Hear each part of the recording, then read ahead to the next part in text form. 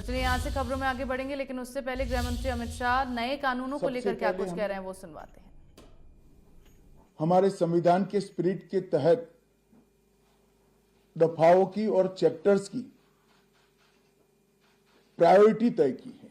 सबसे पहली प्रायोरिटी महिलाओं और बच्चों के अपराध को दी गई है और मैं मानता हूं कि ये करने की बहुत समय से पहले जरूरत थी। एक पूरा अध्याय इसमें जोड़ा गया है जिसमें 35 धाराएं हैं और 13 प्रावधान हैं, जिसमें गैंग रेप के लिए अब 20 साल की सजा या तो कारावास, आजीवन कारावास, नाबालिग के साथ बलात्कार में मौत की सजा, झूठा वादा पहचान छिपाकर शोषण करने वालों के लिए भी अलग से अपराध बनाया गया है। पहले सुप्रीम कोर्ट के जजमेंट से चलता था। पीड़िता का बयान उसके घर पर महिला अधिकारियों की उपस्थिति में और अपने परिजनों की उपस्थिति में लेने का भी प्रावधान किया है और इसके साथ साथ ऑनलाइन एफआईआर की व्यवस्था से भी ढेर सारी उत्पीड़न का सामना कर रही महिला एम्बरेसमेंट से बच पाएगी, ऐसा हमारा मानना है। सालों से देश भर में मॉब लिंचिंग के अपराध के लिए कानून में कोई प्रावधान नहीं था। प्रावधान करने की मांग होती थी। पहली बार मॉब लिंचिंग को परिभाषित किया गया है। नस्ल, जाति, समुदाय, लिंग, जन्म स्थान, भाषा और अन्य कारणों से जो मॉब लिंचिंग होता है, इसमें 7 वर्ष के कारावास से लेकर मृत्यु की सजा और आजीवन कारावास तक इसके अंदर जोड़ा गया है। तो एक बहुत बड़े समय से जो मांग थी वो पूरी होने जा रही है। रात 2 एक ऐसा कानून था जो अंग्रेजों ने अपने शासन की रक्षा के लिए बनाया, चाहे महात्मा गांधी हो, चाहे तिलक महाराज हो, चाहे सरदार पटेल हो, सभी लोग यही कानून के तहत 6-6 साल की सजा काटे थे। इसी कानून के तहत केसरी पर प्रतिबंध लगाया गया था। वो अपने राज्य की सुरक्षा के लिए अंग्रेजों ने बनाया हुआ कानून था। राजद्रोह को हमने जड़ से समाप्त कर दिया है और देश विरोधी हरकतों के लिए नई धारा लेकर आए हैं। पहले सरकार के खिलाफ स्टेटमेंट देना गुनाह था, अब भारत की एकता और अखंडता को क्षतिग्रस्त करने के लिए ये कानून अमल में आएगा। तो आजादी के इतने सालों के बाद ये कानून में बदलाव हुआ है, जो एक बहुत बड़ा परिचायक है हमारे संविधान के स्पिरिट का। मैं आप सभी के सामने बड़े विश्वास के साथ कहता हूं कि ये तीनों कानूनों के पूर्ण स्पिरिट के साथ देश भर में लागू होने के बाद ये कानून सबसे आधुनिक न्याय प्रणाली का सर्जन करेंगे।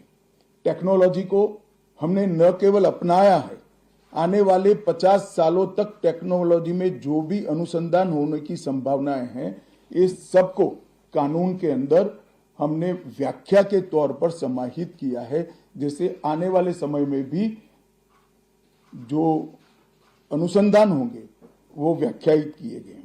ये विश्व की सबसे आधुनिक न्याय प्रणाली बनेगी, इसका मुझे विश्वास है।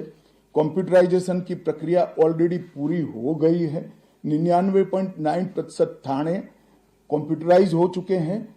ई रिकॉर्ड जनरेट करने की प्रक्रिया भी हमने 2019 से ही चालू कर दी थी। 0 एफआईआर, ई एफआईआर, चार्जशीट और जवाब, ये सभी डिजिटल होगा। किसी को बड़े बड़े जेरोक्स निकालकर करने की जरूरत नहीं है। 1 लाख पेज की चार्जशीट भी एक छोटे से पेन ड्राइव से जजेस के सामने जाएगी और पक्षकर्ताओं को दिए जाएगी। 90 दिन के अंदर इस कानून में पीड़ित को, जिन्होंने न्याय की गुहार की है, उनको अपने केस का प्रोग्रेस ऑटोमेटिकली ऑनलाइन भेजा जाएगा। हमने इसके अंदर 7 साल और उससे ज्यादा सजा वाले सभी गुना में फॉरेंसिक की टीम की विजिट को कंपलसरी कर फॉरेंसिक एविडेंस को कानूनी जामा पहनाने का काम किया है। मैं मानता हूं कि इससे बहुत फायदा होगा। दोष सिद्धि का प्रमाण हम बहुत आगे तक ले जा पाएंगे। साक्ष्यों की रिकॉर्डिंग और जांच पड़ताल में रिकॉर्डिंग की अनुमति दी है। वीडियोग्राफी को सर्च और सीजर के वक्त पर अनिवार्य किया है, जिससे किसी को फंसाने की कोई साजिश न हो पाए। ई बयान बलात्कार की पीड़िता का या छेड़खानी की पीड़िता का ई बयान को भी कानूनी माना गया है और कोर्ट में ऑडियो वीडियो के माध्यम से पेशी करने का भी प्रावधान हमने किया है। ई पेशी में गवाह, आरोपी, विशेषज्ञ और पीड़ित सभी को कानूनी जामा पहनाने का काम किया है। इसमें जो फॉरेंसिक विजिट को अनिवार्य बनाया गया है, इसको हमने दूरदर्शिता पूर्वक काम कर नेशनल फॉरेंसिक साइंस लेबोरेटरी 2020 में बनाकर इसके लिए ट्रेन मैन पावर का सर्जन का काम ऑलरेडी कर चुके हैं। मुझे पूरा भरोसा है कि 3 साल के बाद इस देश में हर साल 40,000 से ज्यादा ट्रेन मैन पावर का फोर्स हमारी कानूनी क्रिमिनल जस्टिस सिस्टम की सेवा में उपलब्ध होगा। कन्विक्शन का रेशियो इसके माध्यम से 90% तक ले जाने का हमने प्रावधान किया है और फॉरेंसिक इंफ्रास्ट्रक्चर को बढ़ाने के लिए अभी हमारी कैबिनेट ने निर्णय किया है और 9 राज्यों में फॉरेंसिक साइंस यूनिवर्सिटी के कैंपस खोले जाएंगे और 6 सेंट्रल फॉरेंसिक लेबोरेटरीज को भी हमने करा है। ये कानून विक्टिम सेंट्रिक है। पहले दिनों तक किसी को पुलिस ले जाती थी, परिवार वालों को कोर्ट में आना पड़ता था। अब हमने कंपलसरी किया है कि हर थाने में रजिस्टर होगा और ई रजिस्टर भी होगा कि कौन सा अपराधी पुलिस की कस्टडी में है, जिससे हेबियस के माध्यम से कोर्ट में नहीं जाना पड़ेगा। तलाशी और रेड दोनों स्थिति में वीडियोग्राफी की जाएगी, जिससे पुलिस के अधिकारों का दुरुपयोग न हो पाए। और हमने अपराधियों को बेल को भी लंबे समय तक लंबित केसों में कानूनन बना दिया है, जिसमें एक निश्चित समय मर्यादा अपराध के अंदर जो सजा है उसके अनुपात में हो जाने के बाद जेल सुपरिटेंडेंट की जिम्मेदारी होगी कि इसको बेल पर रिहा किया जाए। तो इसके लिए कोर्ट में किसी को जाने की जरूरत नहीं पड़ेगी। इसमें विक्टिम को अपनी बात रखने का मौका मिलेगा, इंफॉर्मेशन का अधिकार मिलेगा और नुकसान के लिए क्षतिपूर्ति का भी अधिकार पहली बार भारतीय कानूनों में हम करने जा रहे हैं। 0 FIR, विक्टिम की FIR की प्रति की निःशुल्क प्राप्ति और 90 दिन में जांच का रिपोर्ट देने से इससे बहुत बड़ा फायदा होगा।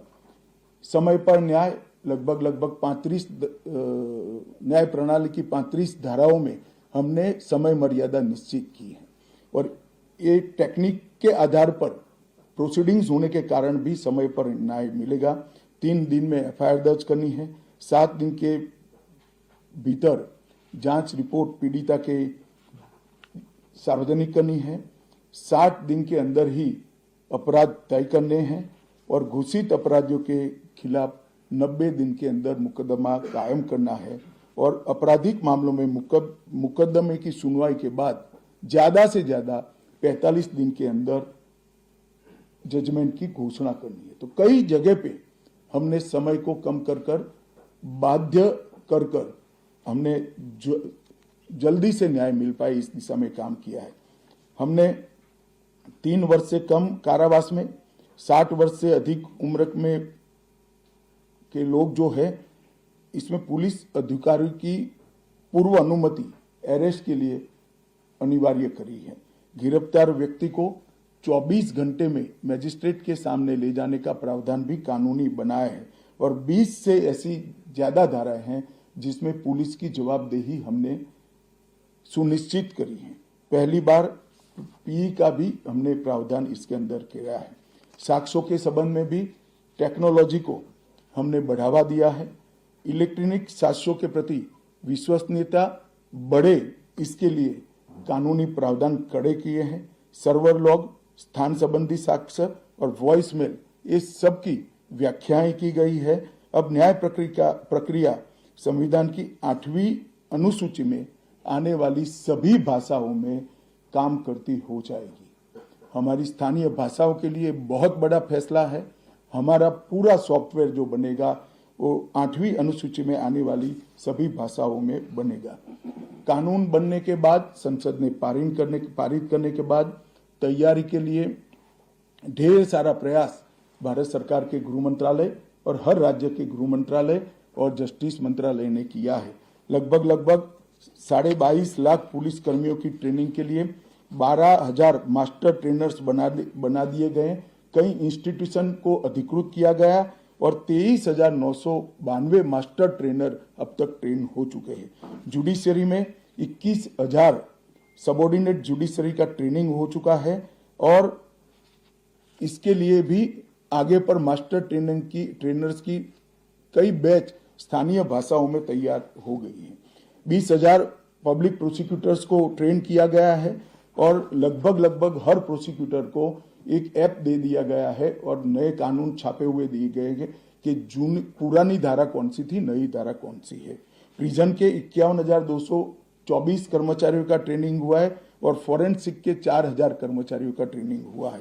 कुल मिलाकर ट्रेनिंग की संख्या पुलिस में 6 लाख, प्रोसिक्यूशन में 4,000, जुडिशरी में लगभग 20,000, फॉरेंसिक में भी 4,000 और प्रिजन में 10,868 मास्टर ट्रेनर अभी काम कर रहे हैं।